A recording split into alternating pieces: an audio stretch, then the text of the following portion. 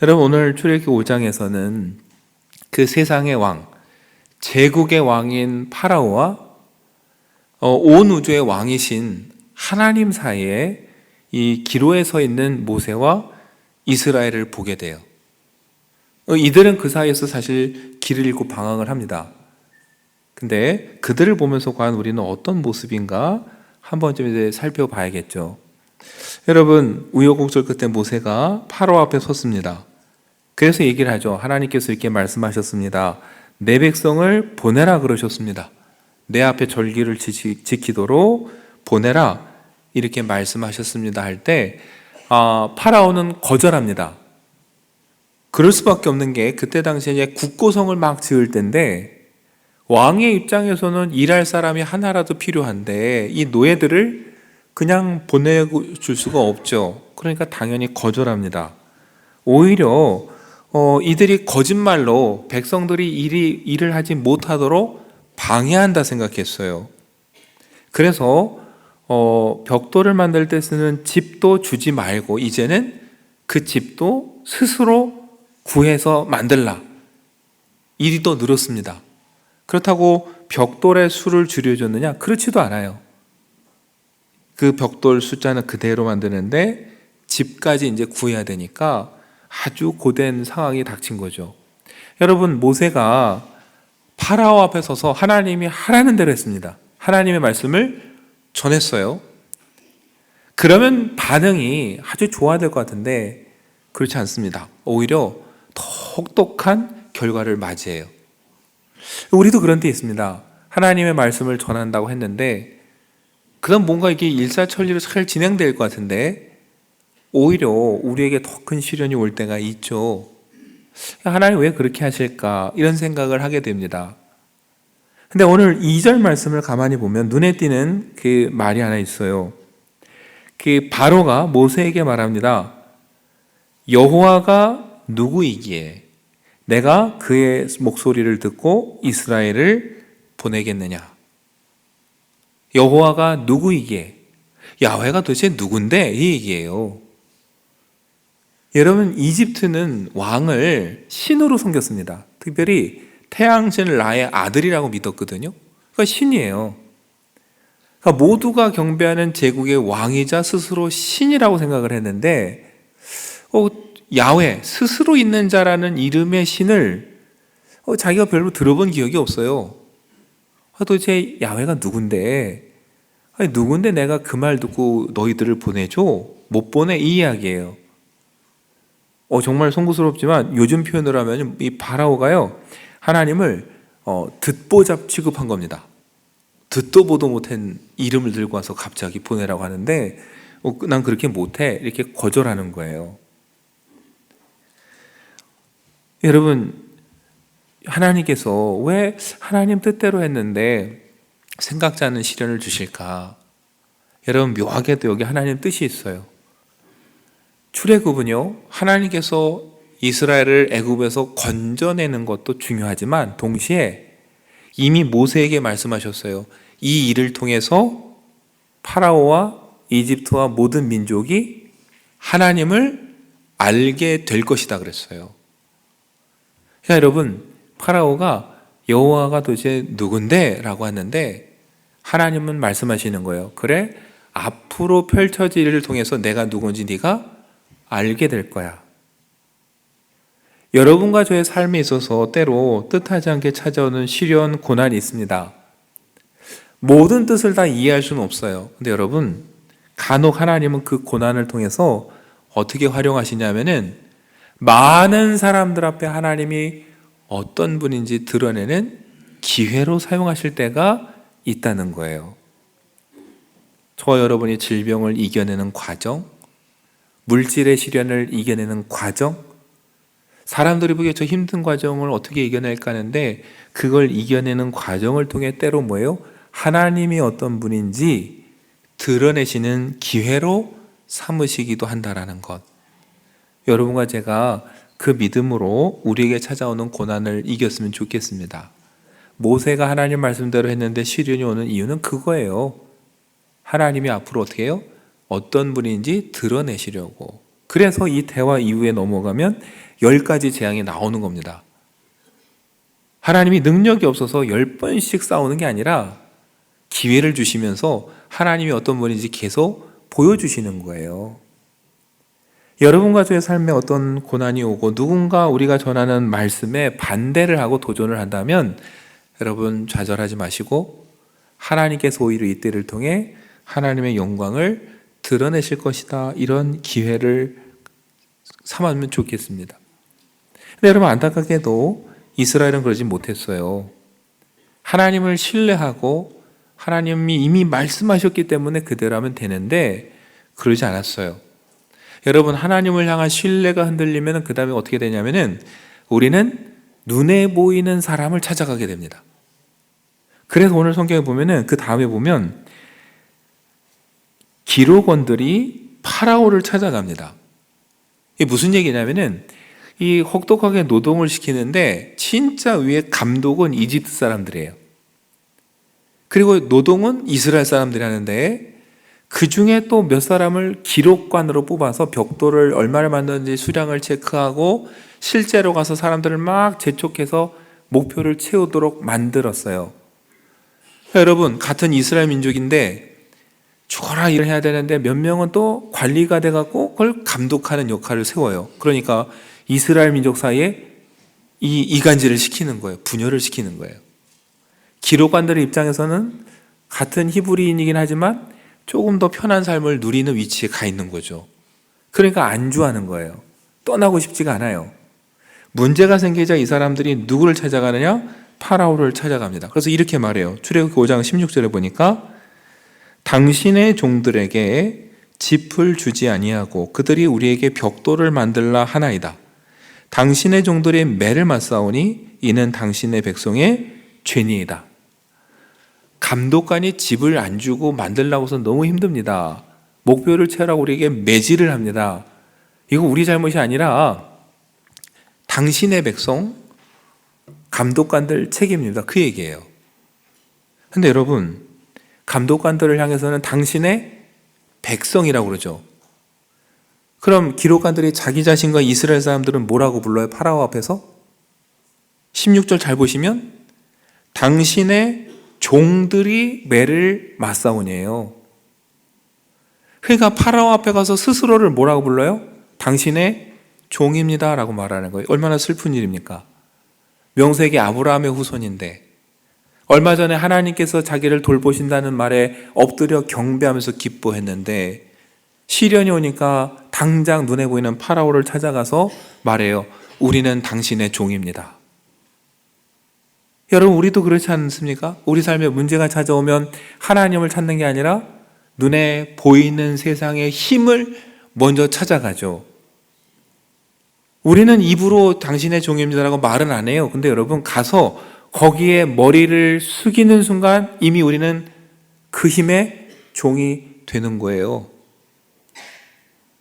여러분은 누구에게 머리를 조아리십니까? 하나님께 머리를 조아리십니까? 아니면 세상에 보이는 힘의 머리를 조아리며 거기에 종이 되십니까? 아까 말씀드렸잖아요. 그 호위무사가 그대에겐 가짜일지 모르나 나에겐 진짜 임금이다 하면서 그 사람은 그 왕을 위해서 목숨을 던졌잖아요. 근데 우리는 과연 누구를 왕으로 섬기고 누구에게 머리를 숙이고 있는가?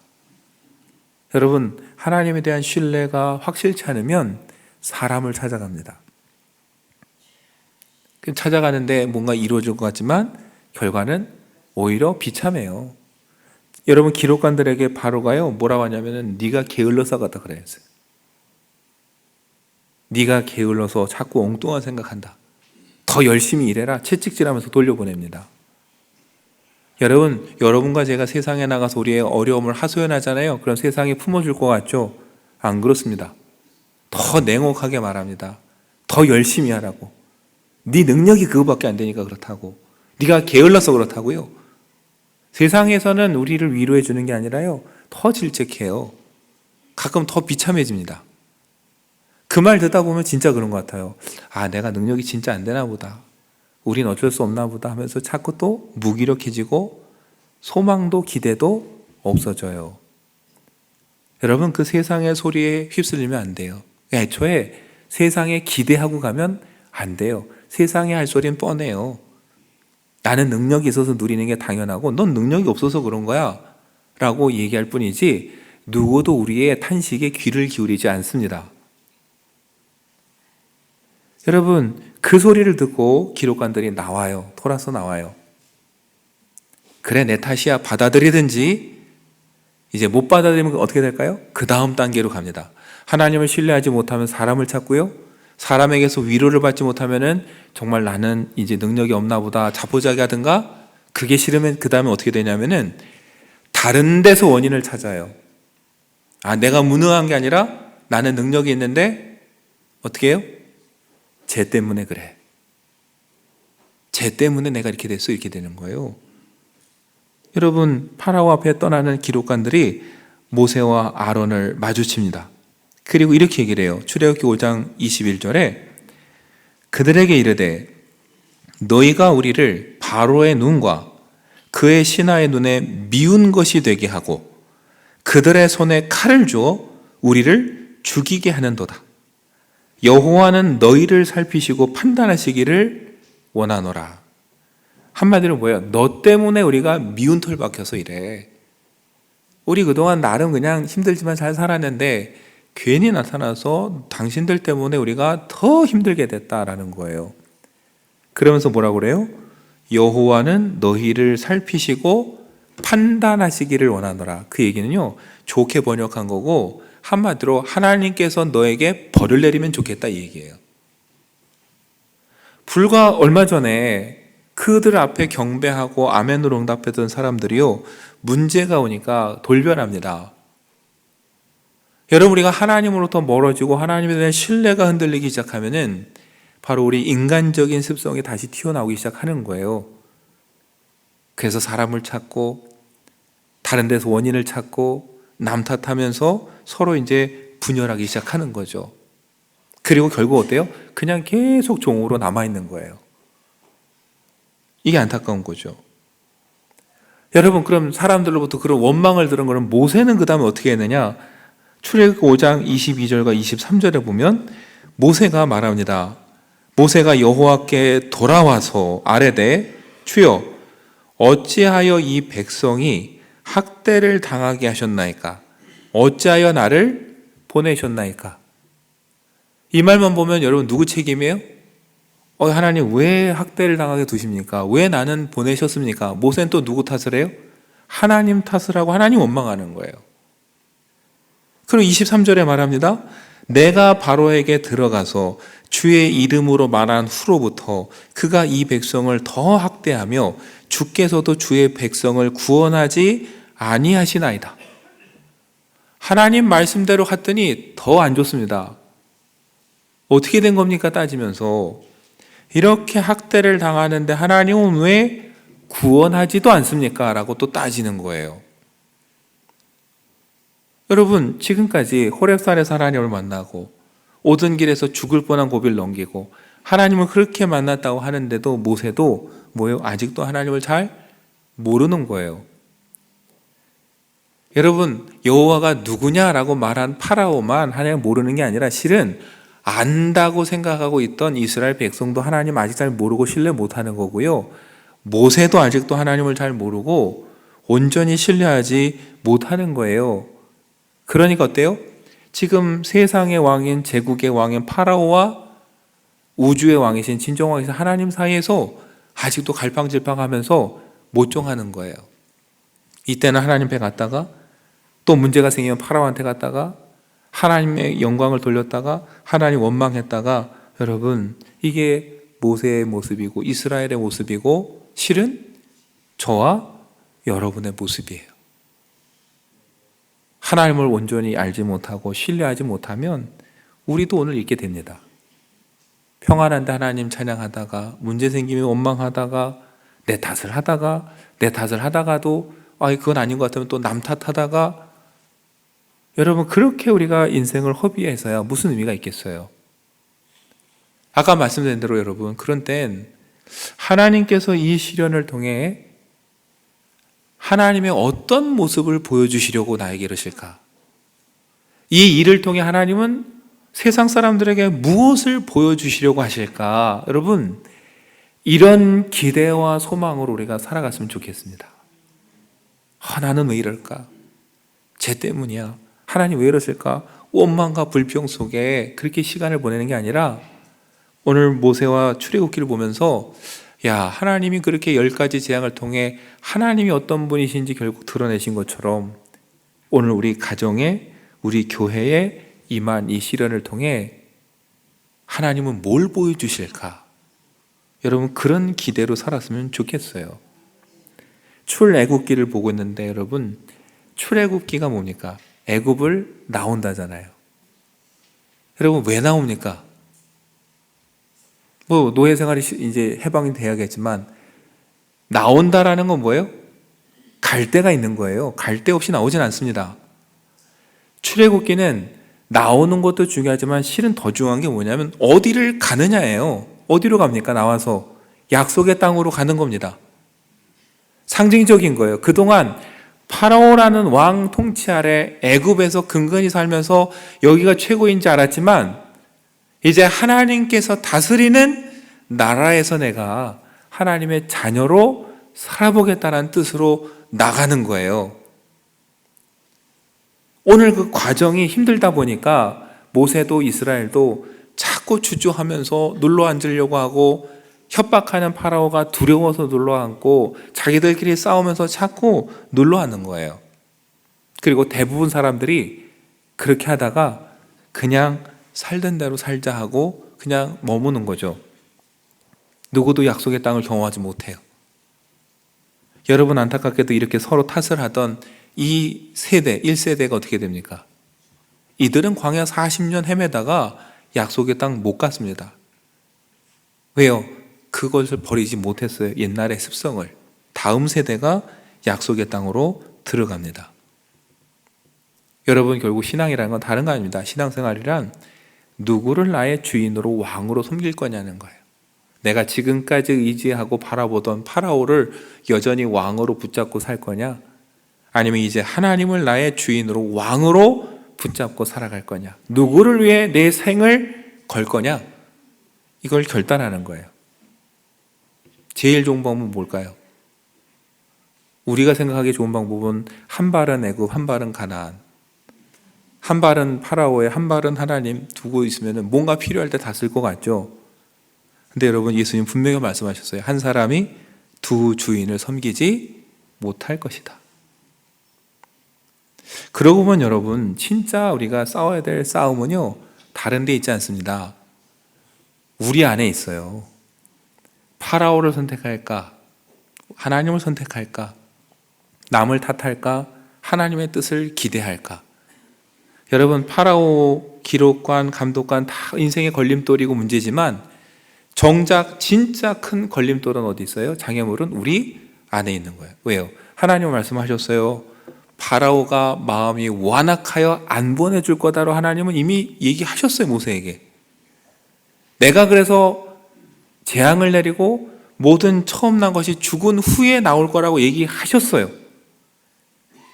문제는 뭐예요? 그 말을 잊어버렸거나 안 믿는다라는 거예요. 그래서 또 하나님 원망하는 거죠. 결국 돌아보면 모든 문제의 근원은 어디 있습니까? 우리 안에 있는 거예요.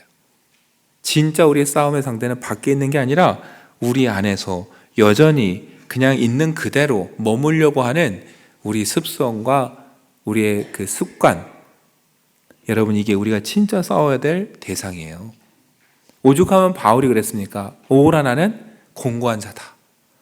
맨날 내 안에서 싸운다라는 거예요. 누가 나를 여기서 건져줄까 탄식했는데, 여러분, 오늘 우리가 해야 될 싸움은 바로 그거예요. 내 안에서 하나님을 신뢰하고 하나님의 약속을 말씀을 붙잡고 나가겠다는 나와 나는 우리의 파라오 신뢰하고 살지라고 하는 그 옛날의 습성에서 우리가 무엇을 선택하느냐. 여러분, 용기 있게 저와 여러분이 하나님을 나의 왕으로 선택하고 그 길을 따라갔으면 좋겠습니다. 그 용기가 있어야 우리가 서 있는 그 자리, 직장이든 학교든 일터든 가정이든 거기서 모세처럼 하나님의 말씀을 전할 수 있는 거지, 그걸 내 이겨내지 못하면 다 세상이 두려워요. 세상이 두려우면 그 앞에서 하나님의 말씀을 선포할 수가 없어요. 여러분, 일본의 기독교 인구가 참 작다고 말합니다. 정말 작습니다. 그런데 그거에 비하면 참 특별한 도시가 나가사키예요. 선교사들이 들어오고 개항을 했던 도시. 여기에 가면 26인 순교 성지가 있습니다. 이렇게 일본에도 순교한 사람들이 있어요. 처음에 금지령을 어기고 믿었던 24명이 끌려옵니다. 이들을 도우려고 따라왔던 사람들 중에 2명이 자원해서 26명이 나가사키 항구가 보여주는 그 언덕에 십자가 26개의 십자가에 달려서 창에 찔려 순교를 했어요. 그 자리에 기념관이 있고 그 26명의 조각상이 있고 거기 역사 기록물들이 다 있어요. 그 옆에 교회가 있습니다. 근데 여러분, 거기에 제일 어린 순교자가 12살이었어요. 거기 기록에 보면 이 아이가 어머니에게 보낸 편지도 남아 있습니다. 그리고 마지막 그때 이렇게 얘기했어요. 십자가 앞에서 뭐라고 얘기했냐면, 이 중에 제 십자가는 어떤 겁니까? 여러분, 바오로 미키라는 순교자는요, 이렇게 얘기를 했어요. 십자가에서 그 26인의 조각상 보면 2사람이 이렇게 손을 앞으로 펼치고 있어요. 왜 그런가 물었더니 십자가에서도 말씀을 전했던 사람이라 그걸 상징적으로 손을 뻗고 있다는 거예요. 여러분, 이 사람이 뭐라고 얘기를 했냐면은, 나는 국왕 토요토미 히데요시와 나를 사형에 처하도록 책임진 모든 이들을 다 용서합니다. 국왕에 대한 미움도 없고 오히려 그를 포함한 모든 일본인이 그리스도교 신자가 되기를 간절히 바랍니다. 이게 그가 마지막 남긴 말이거든요. 여러분, 이들은 그 세상의 파라오 히데요시의 위협과 하나님 사이에 골등하다가 누굴 선택합니까? 하나님이 나에겐 진짜다라고 선택한 거예요. 여러분, 걱정하지 마세요. 하나님은 저와 여러분에게 순교하라고는 안 하십니다. 네. 순교도 그건 아무나 할 수 있는 거 아니에요. 우리에게 하나님이 요구하시는 건 다른 겁니다. 이 한 주간 세상에 살아갈 때 그게 학교든 직장이든 가정이든 우리가 서 있는 그 자리에서 모세에게 하신 것처럼 가서 내 뜻을 전하라 하면 전하는 거예요. 파라오가 두렵고 기록관들이 뭐라고 한다고 해서 물러나면 안 되는 거고, 하나님을 향한 신뢰를 가지고 그 앞에 서리는 당당히 그것을 전하는 것. 이게 여러분 선교적 교회고 선교적 삶이에요. 그러려면 우리 안에 뭐가 있어야 돼요? 하나님을 향한 신뢰와 확신이 있어야 됩니다. 그리고 기대가 있어야 돼요. 그들이 설령 우리를 반박하고 우리가 하는 말을 거짓말이라고 할지라도, 그래, 하나님은 이 일을 통해서 하나님을 드러내실 거야 라는 이 기대와 소망, 여러분과 제가 그 기대와 소망을 가지고 용기 있게 세상을 향해 나가는 그런 믿음의 사람들 되시기를 간절히 축원합니다.